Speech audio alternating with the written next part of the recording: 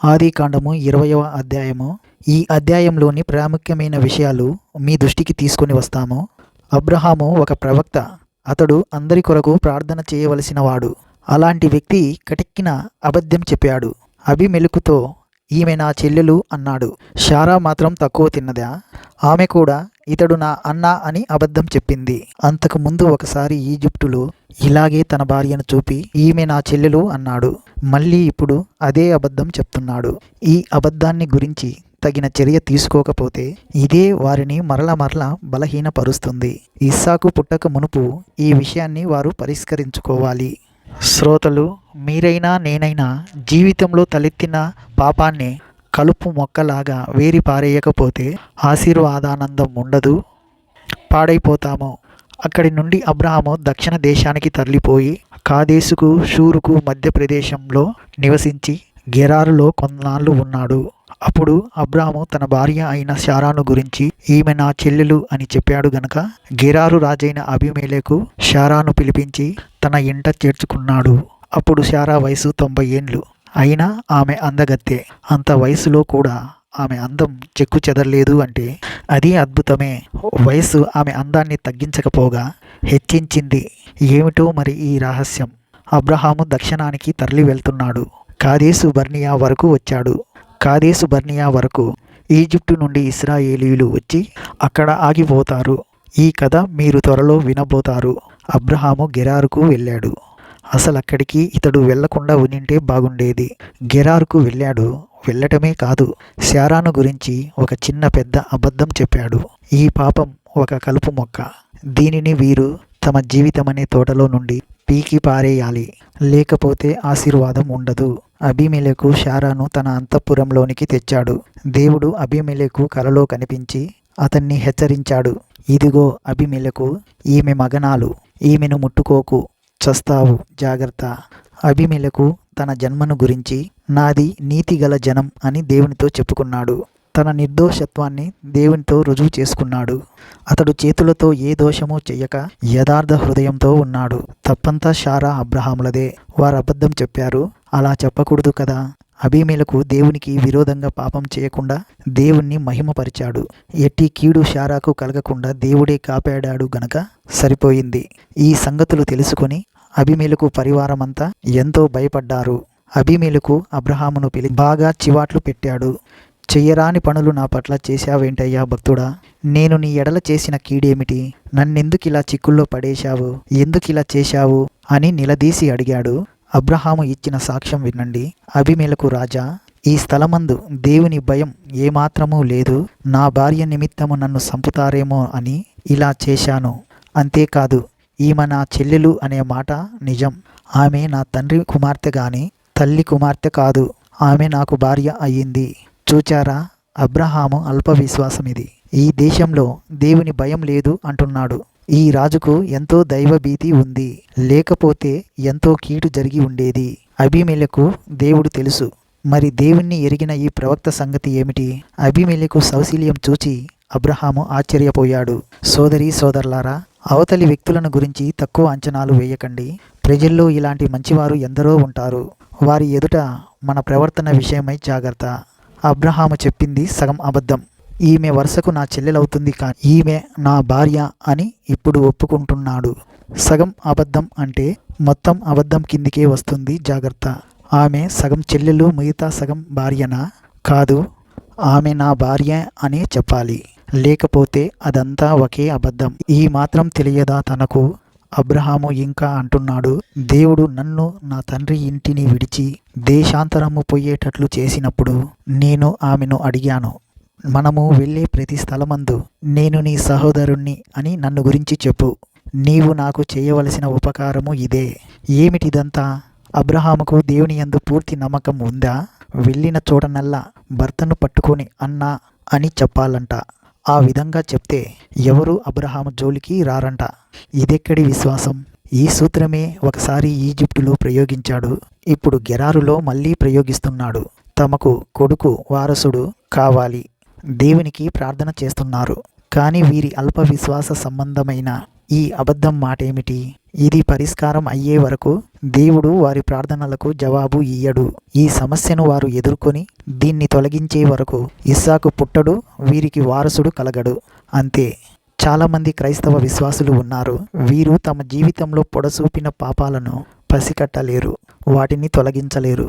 తమ పాపాలకు తాము కఠిన శిక్ష విధించుకోవాలి. అలా చెయ్యనందుచేతనే వారి బతుకులలో సంతోషం లేదు, ఆశీర్వాదం ఉండదు. వారి అపజయానికి కారణము వారు పాపాన్ని ఉండనిస్తున్నారు. అది సంగతి.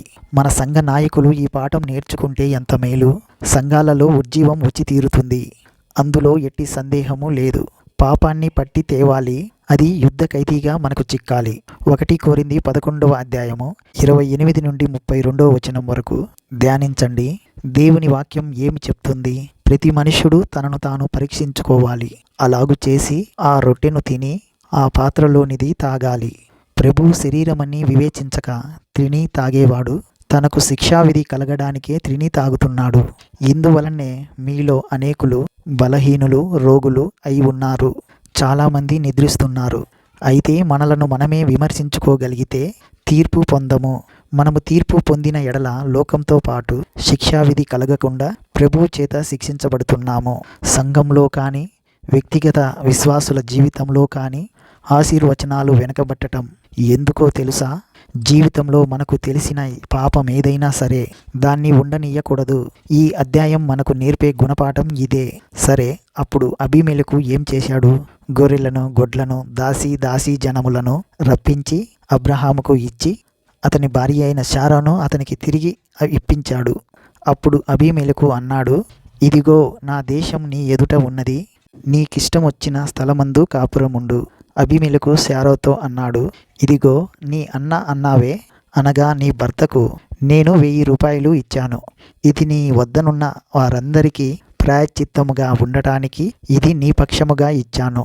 ఈ విషయం అంతటిలో నీకు న్యాయం తీరిపోయింది. చూచారా? అబ్రహాము చెప్పిన అబద్ధాన్ని అబీమెలెకు ఎత్తి పొడుస్తున్నాడు. ఇదిగోనమ్మా నీ అన్న అన్నాడు. అబ్రహాము ముఖంలోనికి అప్పుడు శారా చూచింది. ఇద్దరు ముఖాలు దించుకున్నారు. ఆ ఫలానా అబ్రహాము ప్రార్థన చేశాడు. అబ్రహాము దేవునికి ప్రార్థన చెయ్యగా దేవుడు అబీమెలెకును అతని భార్యను అతని దాసీలను బాగు చేశాడు, స్వస్థపరిచాడు. అబ్రహాము ప్రవక్త. అతడు ప్రార్థించినప్పుడు రాజకుటుంబీకులు సపరివారంగా స్వస్థత చెందారు. వారికి ఎన్నెన్నో జబ్బులు. రాజుగారికి రాణివాసంలో అందరికీ సిబ్బందికి ఆయురారోగ్యములు కలగాలని అబ్రహాము ప్రార్థించాడు. సంతానం లేని ఆ స్త్రీలకు సంతాన ప్రాప్తి. అబ్రహాము భార్య అయిన శారాను బట్టి దేవుడు అబీమెలెకు ఇంటిలో ప్రతి గర్భాన్ని మూశాడు. అబ్రహాము ప్రార్థించినప్పుడు దేవుడు వారి గర్భములను తెరిచాడు. దేవుని ప్రవక్త అయిన అబ్రహాము పరలోకంలో విడుదలైనది ఇక్కడ విడుదల చేశాడు, పరలోకంలో బంధించబడినది ఇక్కడ బంధిస్తాడు. మీకు జ్ఞాపకముందా? యేసు ప్రభువు మత్తయి సువార్త 18వ అధ్యాయము 18వ వచనంలో ఏమన్నాడు? భూమి మీద మీరు వేటిని బంధిస్తారో అవి పరలోకమందు బంధించబడతాయి, భూమి మీద మీరు వేటిని విప్పుతారో అవి పరలోకమందు విప్పబడతాయి అని మీతో నిశ్చయంగా చెప్పుచున్నాను. ఈ వచనాన్ని చాలామంది అపార్థం చేసుకుంటున్నారు. జాగ్రత్తగా వినండి. భూమి మీద బంధించారు, పరలోకంలో అంతకు ముందే బంధించబడింది. భూమి మీద మీరు వేటిని విప్పుతున్నారో అవి పరలోకమందు అంతకు ముందే విప్పబడింది. యేసు ప్రభువు నేర్పిన మాదిరి ప్రార్థన మరల మీకు జ్ఞాపకం చేస్తాను. తండ్రి, నీ చిత్తం పరలోకమందు ఎలాగో అలాగే భూమి యందు నెరవేరునుగాక.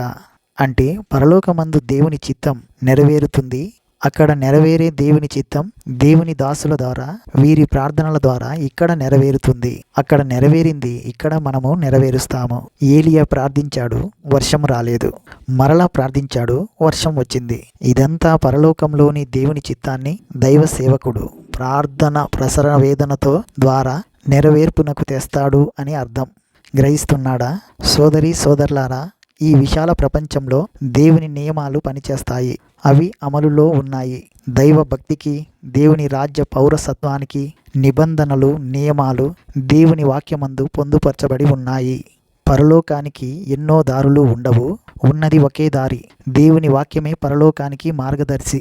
ఇందులో మనకు అవసరమైన హెచ్చరికలు, హితోపదేశాలు ఉన్నాయి, మందలింపులు ఉన్నాయి. పరలోకానికి చేరడానికి ఉపయోగించే ప్రబోధాలు ఎన్నో ఇందులో ఉన్నాయి. వీటిని నిర్లక్ష్యం చేస్తే పరలోక రాజ్య ప్రవేశం దుర్లభం అవుతుంది.